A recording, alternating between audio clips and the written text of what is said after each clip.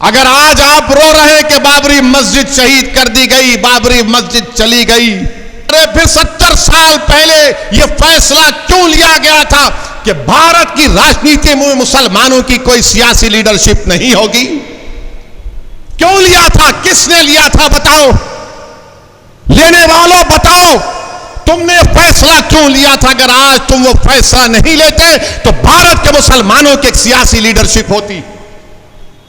ना तुम सियासी लीडर बने, ना तुम किसी को बनने देना चाहते हो।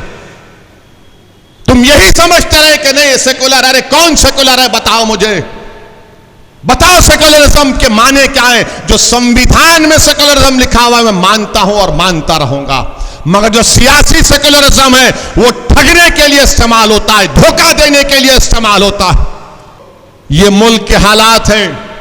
इंशाअल्लाह ताला हमको अपने हौसलों को बुलंद रखना है, हमको हरगिज मायूस नहीं होना है। मगर मैं आपसे फिर से कह रहा हूं कि अगर आज से 60 साल, आज से अगर 70 साल पहले हमारे बुजुर्गों ने मुसलमानों की सियासी लीडरशिप पर काम किया होता तो आज ये दिन देखना नहीं पड़ता। आज वो लोग आएंगे, चुनाव जैसा आएगा तो बोलेंगे नहीं ओवैसी सिर्फ जज्बाती तकरीर करता है। अरे मैं तकरीर करता हूं तो फैक्ट सामने रखता हूं, सच्चाई को सामने रखता हूं, मगर आप सिर्फ अपने फायदे के लिए गुलामी करते हैं। मैं अपने फायदे के लिए नहीं लड़ रहा हूं, मैं मजलूमों के फायदे के लिए लड़ रहा हूं। अगर मुझे अपने फायदे के लिए करना होता तो मैं हैदराबाद से निकलकर राजस्थान नहीं आता। अगर मुझे अपने फायदे के लिए करना होता तो मैं हैदराबाद से निकलकर जुनैद और नसीर के घर को नहीं जाता। अगर मुझे अपने फायदे के लिए करना पड़ता तो भारत के कोने कोने में नहीं जाता मैं।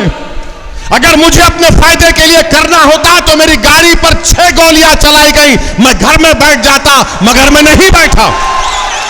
तो मैं ये इसलिए नहीं कह रहा हूं कि आपसे थाली या सीटी की दाद हासिल करो।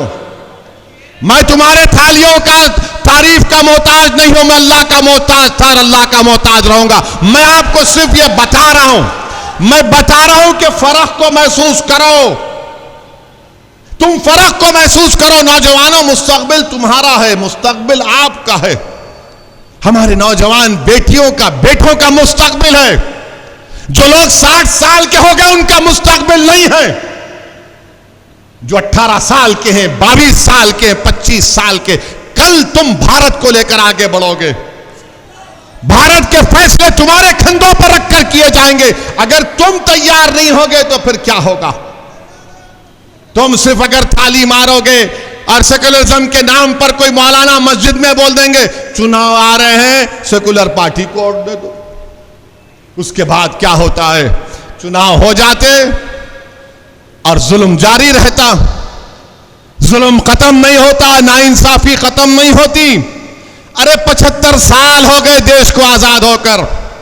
भारत को अगर ताकतवर बनाना है तो भारत में सबसे कमजोर दलितों के बाद अगर कोई है तो मुसलमान। भारत सुपर पावर उसी वक्त बनेगा जब कमजोर ताकतवर बनेगा और मुसलमान और दलित आदिवासी ताकतवर बनेंगे। वो कब होगा?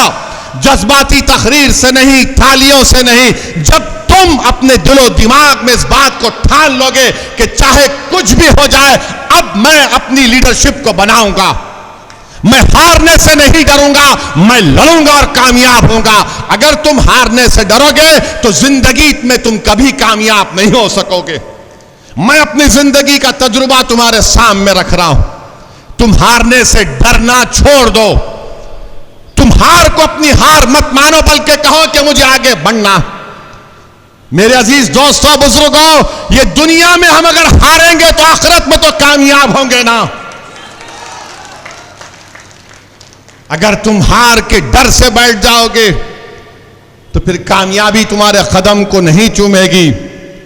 अरे बहादुर वो लोग हैं जो नतीजे की फिक्र नहीं करते, मंजिल पर नजर रखकर जद्दोजहद करते।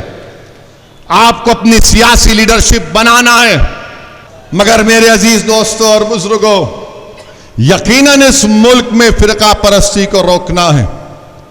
यकीनन देश के इस सेकुलरिज्म को, इसकी खूबसूरती को, अनेकता को बरकरार रखना है, मगर ये जिम्मेदारी सिर्फ हम मुसलमानों की नहीं। अगर अशोक गहलोत के बेटे लोकसभा का चुनाव हार गए तो क्या ओवैसी जिम्मेदार है? मैं जिम्मेदार हूं? थोड़ा बताइए आप। अगर उनके एक साथी नाराज हैं तो क्या मैं जिम्मेदार हूं उसका? मेरे अजीज दोस्तों और बुजुर्गों, डराएंगे आपको बीजेपी का नाम लेकर, आपको डराया जाएगा। ये तमाम बातें कहकर, ओवैसी का नाम लेकर तो डराते ही हैं, मगर आपसे अपील कर रहा हूं कि आप डरिए मत, आप सच्चाई का साथ दीजिए।